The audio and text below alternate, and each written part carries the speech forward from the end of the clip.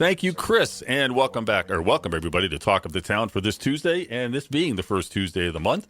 We once again welcome John Murray from the Waterbury Observer in for his Waterbury Observer Hour. John, welcome back. Thank you so much, Steve. It's nice to be back. This is the sixth show that the Observer is presenting on WATR, and we're going to continue with the same theme about the cold case murders up in Campville and the deaths of many women, actually 18 women in greater Waterbury in the last 34 years.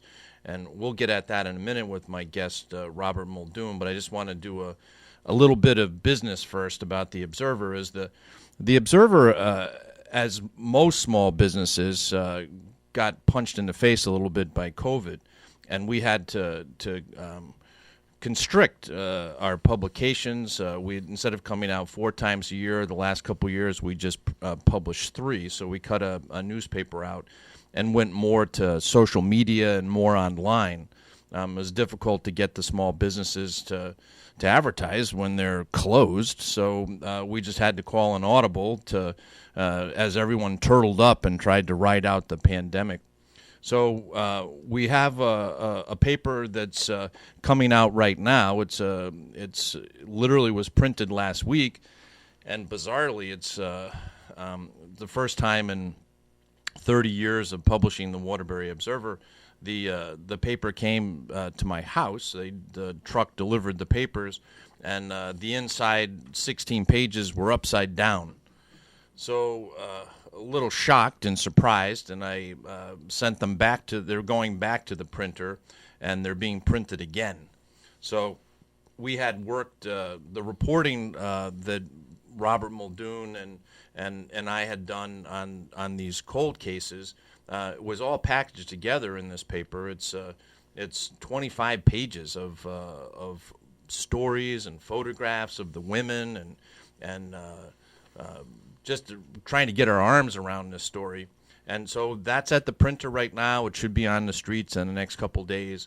And it's also, it's starting the Best of Waterbury Readers Poll is also kicked off with this issue.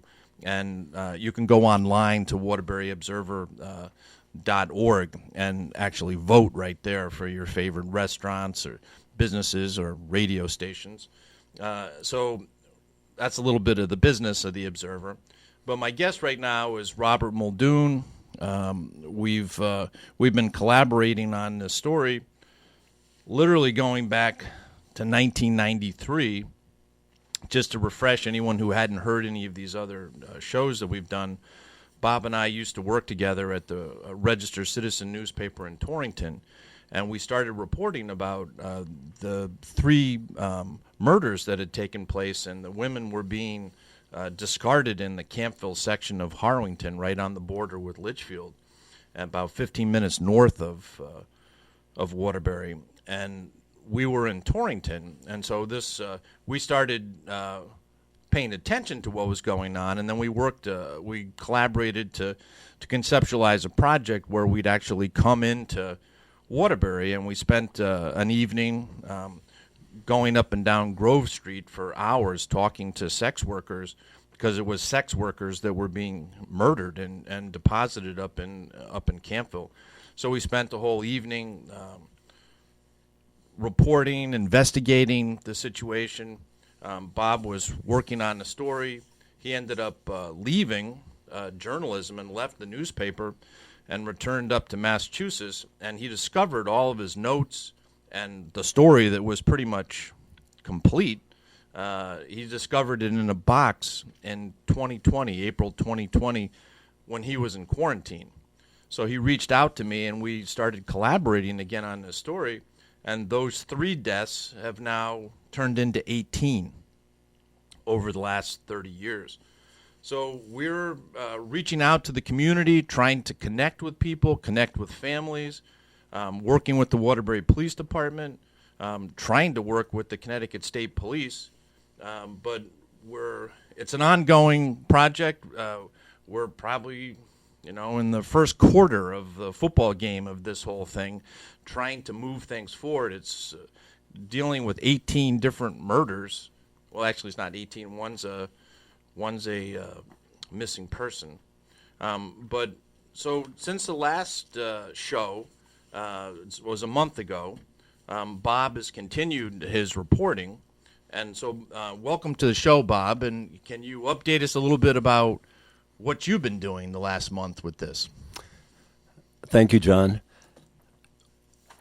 We recently received 300 pages of police reports from the Waterbury Police Department using a Freedom of Information request. And with that, we've also received hundreds of crime scene investigation photos. So we have a treasure trove of information to pour through, and how the Waterbury police investigated the murders that were under their jurisdiction. A lot of the murders we're covering, because the bodies were discarded in Harwinton, Campville, are under the jurisdiction of the Connecticut State Police. And we've filed Freedom of Information requests with them, but it's been a lengthy process, and we're still waiting, and there is frustration. So we have a lot of information from Waterbury Police on some of the murders. And if we stop at that point just for a moment, it's really a tale of two different law enforcement agencies. As we have the Waterbury Police Department, where the Observer has relationships with the police chief, with the mayor, who was the former police chief, that they have been cooperating the whole time. And they've been interested. We've shared tips with them that has come into us. So we filed Freedom of Information, and they, as you said, we have 300 pages of police reports and photographs. And in that same time period, we received nothing, zero, from the Connecticut State Police. And so there's out of all these murders, and the cover of the latest Observer it's entitled "The Campville Murders."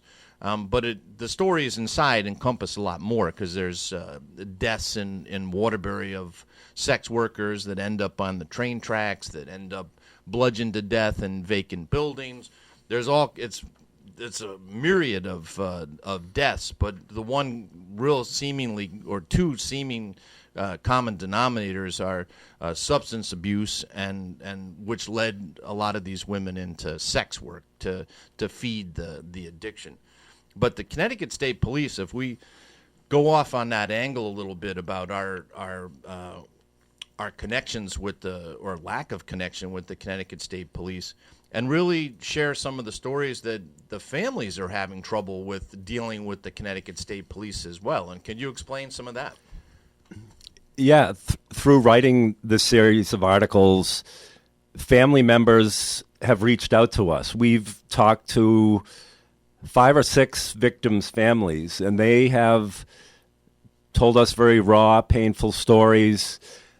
But there's a theme of frustration in every story, that they are not being kept apprised at all, really, of these investigations. Now, some of them are cold cases going back to '88 and in the '90s and early 2000s. But one of them is active from 2021, and even that family, the victim there was Brianna Beam. Her grandmother, Carol Beam, Brianna's body was discovered in February, and already there's a little bit of frustration that I'm sensing from the Beam family, that they're not being kept in the loop. They're not getting answers. And you can imagine the families from like 1988, the Everett family, or 1989, the Alvarado family, or 2006, the Muscus family. I mean, they've been on the edge of their chairs in some cases, like for decades, and they call to get information. They get runarounds. They get no callbacks. They get tantalizing bits of information, such as the Alvarados heard, well, we do have some DNA, and we're going to test it. And so they're like elated to hear that, but when they call for follow-up, well, has the DNA been tested? They get crickets. And that was 12 years ago. In one case, the Alvarado family was so upset, I guess, or so anxious to get an answer. They set up a meeting. They live in Virginia. Tanya Johnson, who's the daughter of Millie Alvarado, and they set up a meeting. They were going to come up to meet with the state police, all set to go, and the meeting was like canceled without warning. So that's just typical of the frustrations that all 6 of the families I've talked to have expressed. There's a very revealing tell when you go to, there's a state police Western Major District Crime Squad public portal where the public can go to see the cold cases that the state police are investigating. And there's maybe 6 or 7 of them. But they have Karen Everett and Mildred Alvarado.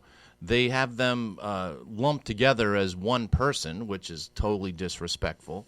There's no photograph of either one, and we found photographs of both of them, but they have no photographs, and it's just a cursory, dead here. It doesn't really give you a lot of information. So that struck me immediately as the insensitive of lumping the 2 of them together. Then we find out that in 2006, when Jessica Muscus was discovered up in Campville, a young Waterbury mother who was murdered and deposited up there in Campville, that Waterbury was investigating a missing person case about her because the family had filed the missing person. And so they were trying to find Jessica, and then when they find a body in Campville and it's eventually identified as Jessica, the Waterbury police now they stayed involved. So they began collaborating with the Connecticut State Police. So a couple detectives in Waterbury were on the case. The Connecticut State Police is on the case. But you go to that Connecticut State Police website, they don't even list Jessica Muscus. She's not, forget lumping Mildred Alvarado and Karen Everett together. They don't even list that, they don't even acknowledge that this is an investigation. And so there was a confusion on our part as journalists. Is at first I thought, okay, Waterbury was investigating, and I was talking with Police Chief Fred Spinola about that, and I said, isn't this your jurisdiction? And he said, no. And so we went back and forth a little because, no, we're helping. This is a Connecticut State Police. You reached out to the spokesperson, and you just got a response last week. And what did they say? Yeah, I said, is Jessica Muscus your case? And they said, yes. And I said, well, it's not listed in your cold cases on the website, on the portal. And they said, oh, that's an oversight. We've been working to fix it. So here they are telling the public that this portal is a way to reach out to the public. And if you have any information, give us, call this number or email us here. Yet a woman who was murdered, Jessica Muscus, whose family is waiting for, has been waiting since 2006 for answers. There's not even a cold case listed on their portal asking for where the public can give information. It's just totally overlooked. And when we pointed it out, they just said, "Oh yeah, we've been working on that." So it says something. I mean, you can read into that what you want, but it certainly says something about the current state of that cold case and all of these cold cases and what sense of urgency. I mean, they say, well, yes, we do have a detective working on that, and yes, we will fix the website where the public can reach out. But it's utter disrespect. So it's utter disrespect as they're showing you their cards right there on the computer screen, is to lump 2 women together as one investigation, no photographs, no information for the public to work with, and the third Waterbury woman isn't even acknowledged. No, her name isn't even on it. And that bangs the drum of this, of what the families have been experiencing with the lack of response from the Connecticut State Police to the families who reach out and call, like for Jay Johnson. He's a colonel in the United States Army, very respectable man. Has served his country. He's calling, being very respectful to the Connecticut State Police, and they just dismiss him. Well, he says they're polite to him on the phone, but that's pretty dismissive. He's about to climb on a plane and they cancel a meeting, no follow up, never tell them for 12 years. They say we have DNA, it's being tested, we have a lead here, and then they have gotten no more information about that in 12 years. That's appalling. And so we're after our own journey of FOIs is we've filed initial FOI requests in May of 2020, and then we had to pay money. So it was like, send us a check. So I didn't follow up and send the check right away, but I've sent the check, and now it's been 8 months since they cashed the check, and they're telling us that it could be another several months into the late summer, early autumn before they give us any reports, and we don't know what they're going to give us. It could be heavily redacted, and so you've asked for, in your FOI request, you've asked for what? What are we trying to ask for here? The victims? Yes. We're asking for Karen Everett, who was murdered in 1988, and her body was... She was the first one found in Campville. In Harwinton section. Mildred Alvarado, 1989, Waterbury woman killed and left in Campville near the Naugatuck River. Jessica Muscus, Waterbury woman killed, left in Campville by the Naugatuck River. Brianna Beam had resided in Waterbury for a period of time. And this is the case where the body was found in February 2021. But so that's an active investigation, according to them. But we're asking for information on that. So those are 4 cases. There's another one, a woman named Olga Cornelius Ubiera, who was a Waterbury woman.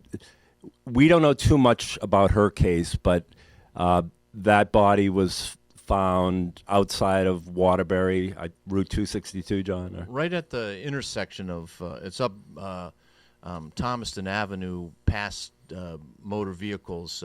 I don't know the name of that road, but it goes off to the right and goes up into, there's a little airport back up there, but it's right by Ryder's Cafe. It was across the street from there that she was found. But I think it's 10:30, and we need to take a quick break and let WATR do their business, and then we'll be back with ours in a minute.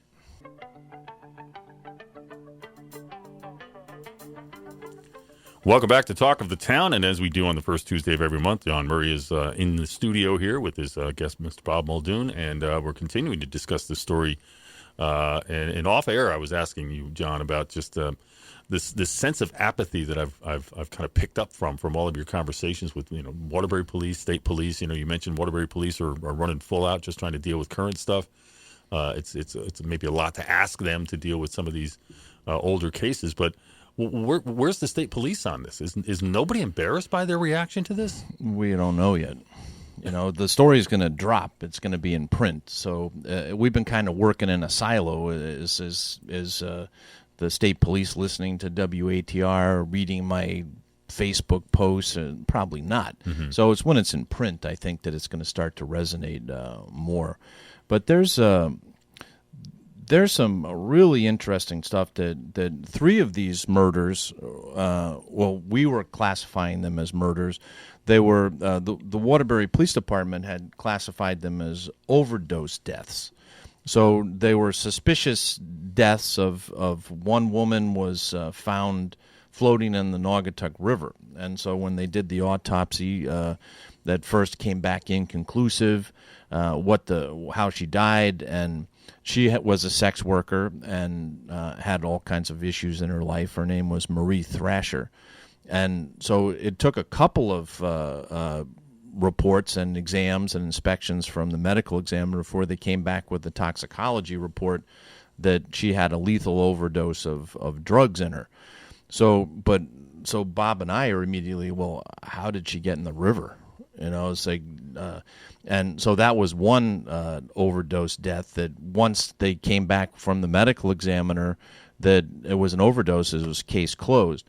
There was another one, Sean May Haskell, that she was found on the train tracks, and D. Michelle Rodriguez. They were both found on the train tracks, clothes in various array of, like, not just fully clothed. So they'd been there's a sign of something going on. But both of those murders were originally investigated as homicides by the Waterbury Police Department. But as the medical examiner's reports came back, the toxicology in both of those reports ruled the cause of death as drug overdose. So Bob and I are like, well, that just seems too easy, just a case closed, let's wrap it up. And because I have a good relationship with the Waterbury Police Department, I reached out to Chief Spinola, and he spent some time explaining to me how this all works. And he said that the medical examiners goes thorough exams. I mean, they're literally doing autopsies and looking at the tissues and looking at the organs and looking for trauma and looking. So when these reports come back and it says overdose death, and they can find no sign of, like, there's no clue with Marie Thrasher or D. Michelle Rodriguez. D. Michelle Rodriguez was found on the train tracks, and there was no blunt force trauma. There's no strangulation. They couldn't find any evidence other than it was a very strange-looking scene. And Chief Spagnola goes, yes, it's a suspicious scene, but without evidence. He goes, it's like we go with the overdose. It's like that's our protocol. And this is a very important point in all of this, is families have reached out to us and they believe that murders occurred here. And Chief Spagnola said, these cases are closed right now. We'll reopen them immediately if there's new information. So if someone has information or evidence or leads, contact the Waterbury Police Department. And the families that believe that their loved ones were murdered and the police have just closed the case and are being insensitive, Chief Spagnola said, please reach out. We want to talk to the families. So if people are really upset and feel that they haven't had the process followed enough, contact Chief Spagnola's office. And the cases are not being investigated right now, but he said it's not like we wouldn't if there's more information, but just to have a vague notion that something, that's a murder, well, they need more than that, because they have a toxicology report from the medical examiner said this is a lethal dose of drugs in this person. And so a medical examiner is coming back with the conclusion that that's the cause of death. So that's 3 of the 18 that we were investigating, and so that's the importance of having the relationship with the police, because in a silo we can just point 10 fingers at the police and say, look, look at what they're doing. But the chief came back and gave us information, and we have a more balanced view of that. But these murders are very difficult to solve, and maybe you can address that, Bob, with some of the stuff that you found nationally, like from New Bedford and the Green River Killer, and it's a lot of sex workers, and so sex workers are the perfect victim, and maybe you can explain to the listeners why. Yeah, some of the stories that in researching, we have found that oftentimes sex workers are estranged from their family.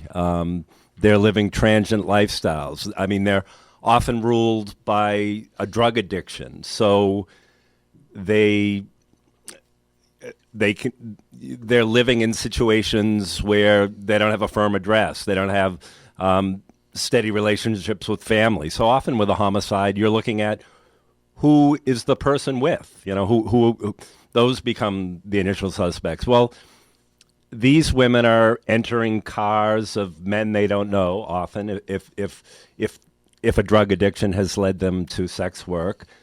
So there's a cast of shady characters who no one knows, and it makes it very difficult to investigate that. And there's also a stigma attached to a societal stigma, a sex worker. There used to be a term prostitute. Well, we don't use that term anymore because it's deemed disrespectful, and rightfully so. But the stigma, even if you call someone a sex worker and a drug addict, there's a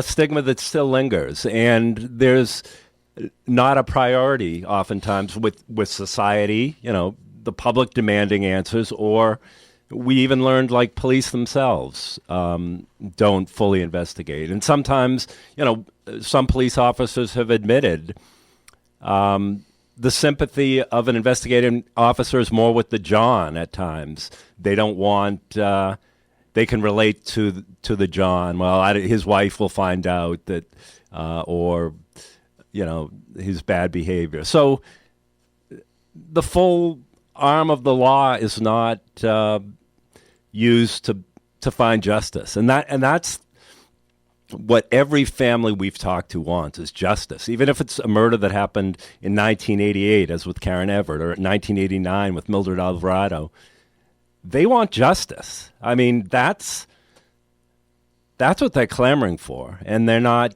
And acknowledgement, just to be acknowledged by law enforcement, to not have justice, and to have your loved one disrespected and have yourself disrespected. And there's an anger that simmers there for decades.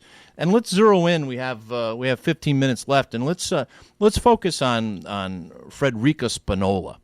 So this is a very unusual situation that Bob and I met her on the streets in January 1993. We interviewed her, and she was the most forthcoming, charming person we met on the streets. And I took some photographs of her. She was the only one who agreed to let us take her photograph.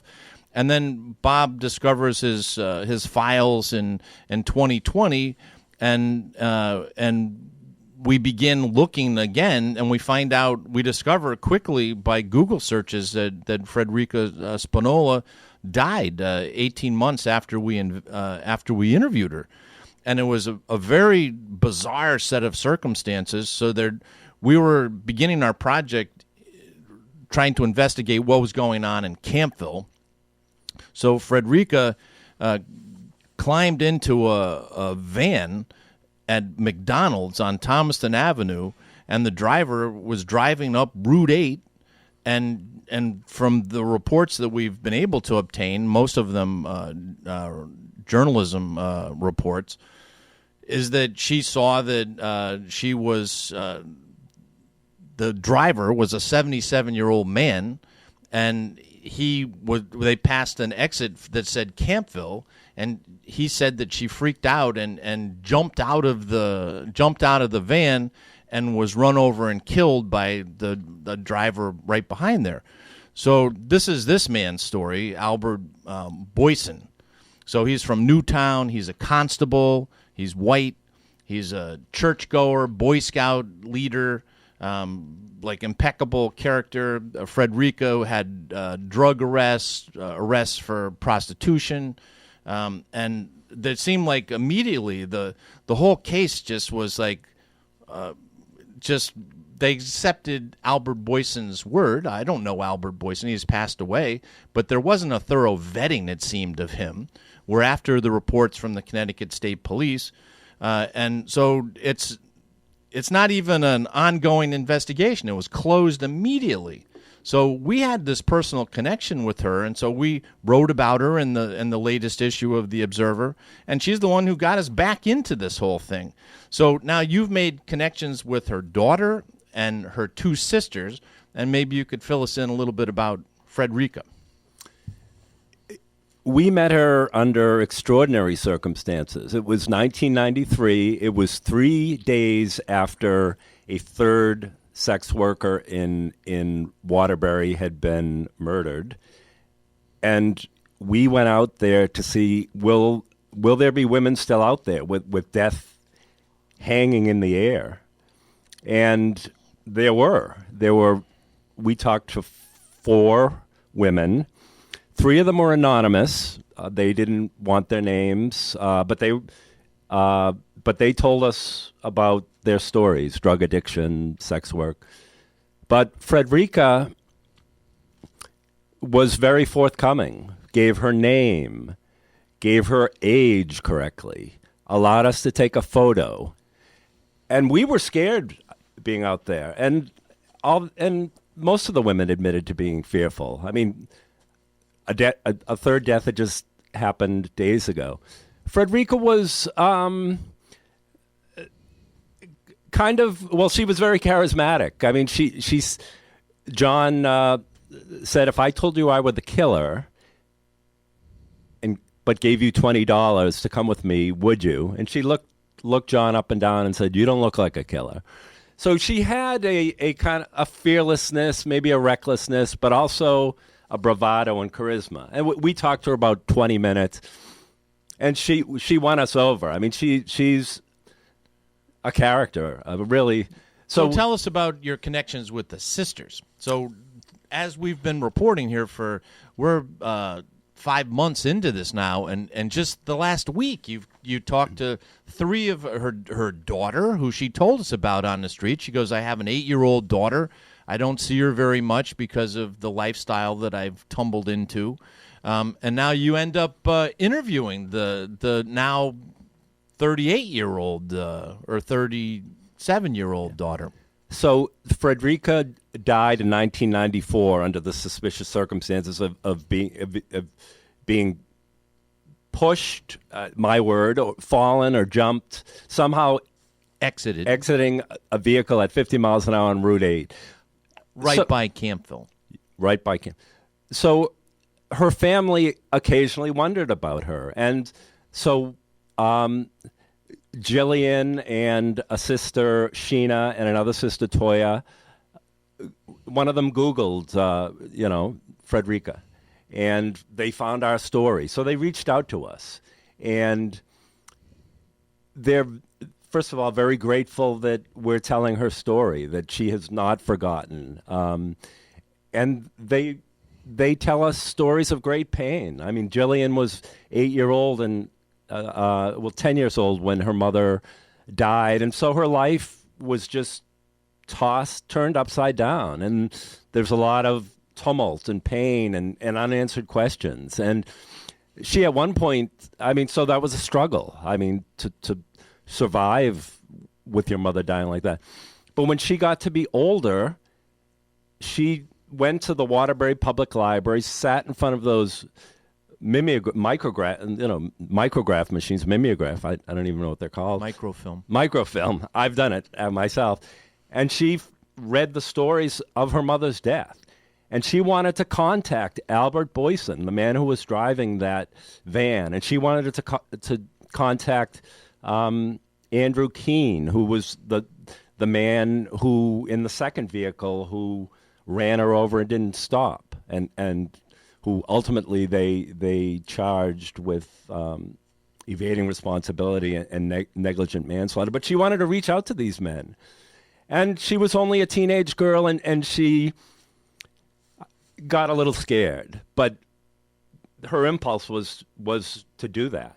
And her impulse was actually sharper than the Connecticut State Police, that she wanted to ask more questions of Albert Boyson than apparently investigators did. Because here's this, it appears, we haven't seen the police reports yet, so I'm open to having my mind changed. But the investigators were telling the journalists writing stories that they had no reason to disbelieve Albert Boyson's statement that she just jumped from the vehicle. He didn't know exactly why. Well, no one. What is she doing in your van, Albert? Why did she? He was back at work, you've reported, the next day, as they didn't pin him back. Which goes back to your point too, is that the police seem to sympathize with the men in these cases, the Johns. And so that Albert Boyson didn't have a lot of hard questions put to him. I have no reason to disbelieve this man was in the newspaper within days. I have no reason to disbelieve his story. The state police investigator said, like, not even hedging his bets and saying active investigation, flat out black and white. And so they weren't, and so he was very quickly deemed entirely credible. His story, even though it's extraordinary circumstances. I mean, Rika's family has questions. I mean, her sister Sheena said, I believe she may have been in with a man who she was frightened of, and that's why she jumped. She said she was a survivor. She had survivor instincts. She was not the type of person to kill herself or to give up life easily. I mean, all her life she was a survivor, and she was 40 at this point.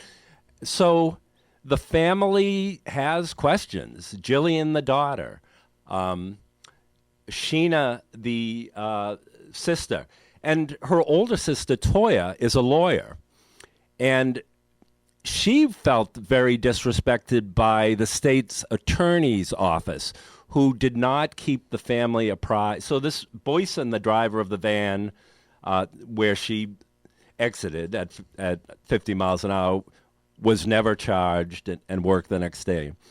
The police quickly pivoted and looked for the driver of the second vehicle, who hit her on the road, and she died of blunt force trauma, but he did not stop. Boyson, by his account, did stop and pulled Rika's body off.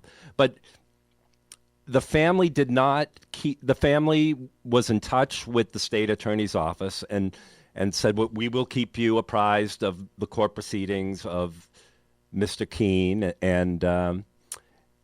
but they were not.